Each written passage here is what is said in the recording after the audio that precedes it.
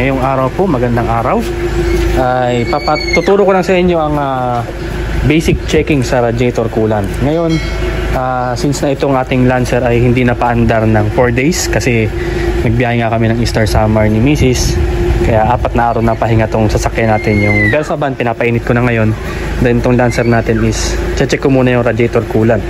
Kasi mga kapatid, may mga nagtatanong kailan ba dapat nag-check ng coolant or ano ba yung tamang pag-check, kung malamig ba yung makina o mas mainit, mas maganda mag-check ng mainit ang makina. Well, ngayon paliwanag muna bakit kailangan ng coolant. Basic, kasi para mas maganda yung cooling temperature ng ating cooling system.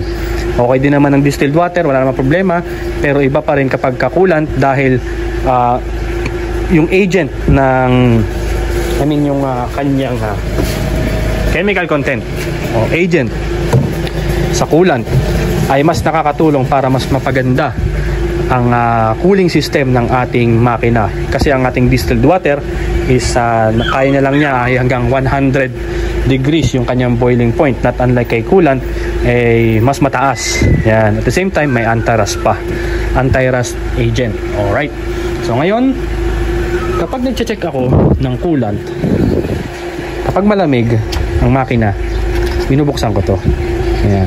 Kapag malamig ang makina, mga kapatid, huwag niyong bubuksan na mainit para lang makita ko kung may laman ba, kasi kung wala ka makita, dagdagan mo. Now, kapag mainit, wag ninyong bubuksan ito. Okay? Wag kasi sabog yan. Baka sabugan yung mukha mo ng mainit na coolant. Okay? Ngayon, kapag malamig at napansin mo nabawas tong coolant mo, ito, tulad nito, kasi nung huling ginamit ko medyo malayo ang pinuntahan namin, ayan, medyo bawas nga siya, nandito yung level nya. Ito. Ayan, so ngayon magdadagdag tayo. Mga kapatid, normal lang naman na mabawasan yung coolant kapag mga long drive, galing sa long drive, o kaya matagal na hindi nag-check. Halimbawa, every 5,000 lang kayo nagpapacheck. Normally, magbabawas talaga yan. Kaya nga meron tayong tinatawag na PMS para ma-check ang ating mga fluids. Well, sa case ng coolant, normal po na nagbabawas ang coolant. Wala kayo nakikitang internal leak, external leak. Normal na nagbabawas talaga ang coolant. Minsan ay nakikita natin may bawas ng konti. Yan, especially napansin ko yan sa mga automatic or CVT transmission. Ang lakas nila magbawas. Hindi ko alam kung bakit. Paki-chat kung bakit, pakilagay sa message o sa ating comment section, mga kapatid, kung bakit mas malakas magbawas ng automatic. Well, aalamin ko para sa inyo. Well, anyway, balik tayo sa topic. Normal na nagbabawas ang coolant. Kaya pag mag-check kayo, mas maganda malamig. So ngayon magdadagdag tayo ng coolant. Lagyan natin ng konti ito kasi bawas nga siya.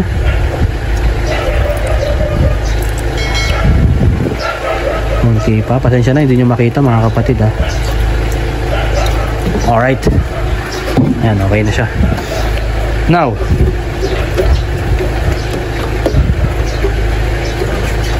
kaya mas magandang mag-check na malamig ang makina kasi ganito yan. Kapag mainit ang makina galing sa biyahe, siguro mga 2 oras na nakapagpahinga, napapansin ninyo napupuno itong reservoir. Minsan halos mapuno yung level ng coolant dito sa loob ng reservoir.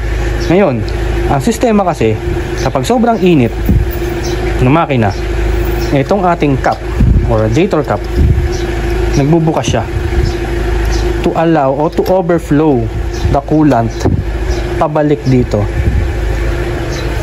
sa ating reservoir.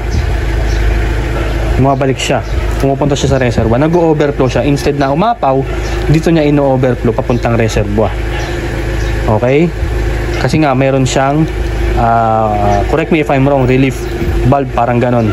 Kapag umiinit na yung temperature sa loob ng cooling system, bumubukas itong isa, yung valve dito sa loob ng radiator cap to allow coolant na makapunta sa reservoir mo. Ngayon, mapapansin mo, ay umaapaw, napupuno. Ayun, normal lang naman na medyo mapuno siya, wag lang aapaw. Okay, yung iba kasi umaapaw na, baka may problema na yung cap ng reservoir o radiator cap ng yung sasakyan. Yun, so depende sa magiging assessment ng mekaniko mo yan. Pero normally, mapupuno talaga o halos mapuno kapag sobrang init ng makina kasi nag-overflow nga siya. Wag naman sobra-sobra, okay? Tapos, Mag-check mo, ay, sobra. So ngayon, tatanggalin mo yung reservoir, tatapon mo yung laman kasi nga sobra. Kaya ako, pag nag-check ako, malamig. Kasi kapag malamig na yung makina mo, sobra, puno na to, di ba? Halos mapuno. Ibinabalik naman ngayon niya.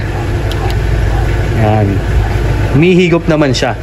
Itong iyong radiator, kumukuha naman siya dito, pabalik sa loob ng radiator mo. Okay? Ibinabalik niya kapag malamig na yung makina. Binabalik nito, halos mapuno, kaya makikita mo bumababa yung level niya kapag malamig na yung makina. Obserbahan nyo din mga kapatid sa inyong sasakyan. Kaya mas maganda mag-check para sa akin is malamig ang makina, as in kinabukasan o pahinga nyo ng mga siguro 5 hours, ganyan, pwede na yun.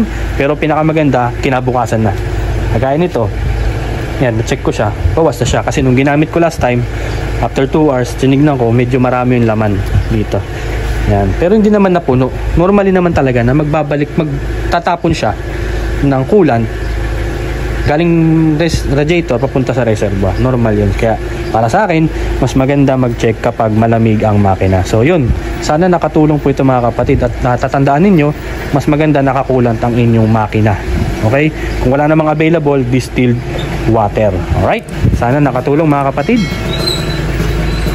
Don't forget to subscribe and follow my Facebook page.